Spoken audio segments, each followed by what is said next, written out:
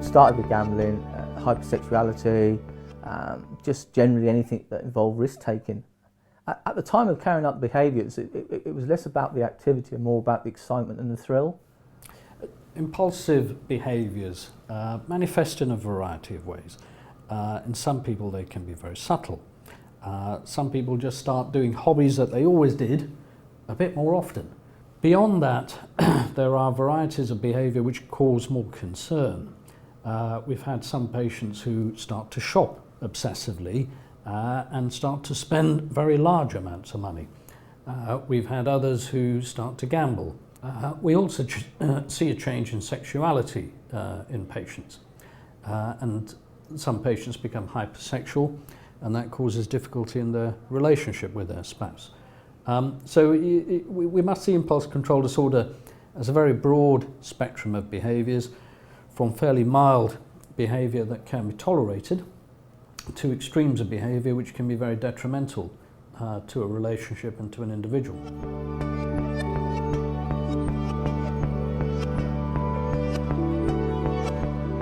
Well, the risk factors for impulsive and compulsive behaviour are being young, being male, having early onset Parkinson's disease, having a personal or family history of previous addictive or impulsive behaviour, and also probably having some affective disorders such as depression or panic attacks or anxiety can also predispose people to impulsive or compulsive disorders.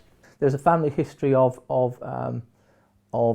alcoholism and gambling on my mother's side of the family. My grandfather was a gambler. I had an uncle who was an alcoholic, and another uncle who was a gambler. So there is definitely some history there.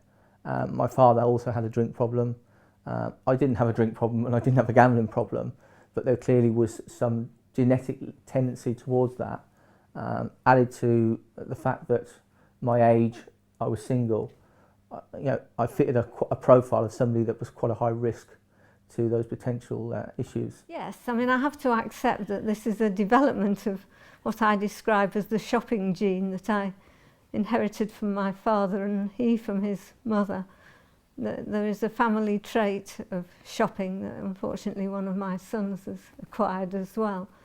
And so I can see that I had the tendency beforehand, but it is different. It feels different.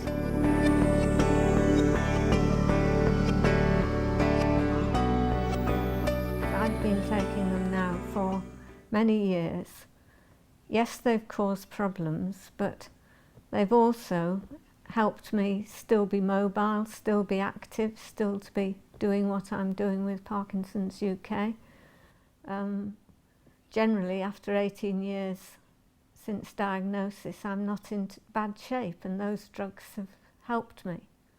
So be cautious, but don't be frightened. I'm not totally sure whether it is that treatment or whether it's Liz's willpower or whether it's a slow version of the condition that she has, but she's doing remarkably well for being this number of years into the diagnosis.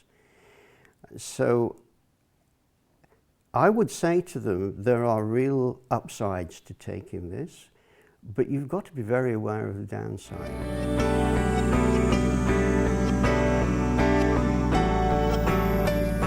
It's always important to include a spouse or a partner in discussions about impulse control disorder.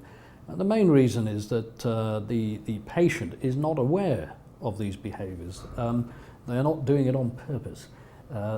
Often they're the last to know. These are subconscious behaviours. So it's vital to have a spouse involved right from the start, because in a sense they're the clinician's eyes and ears on the ground.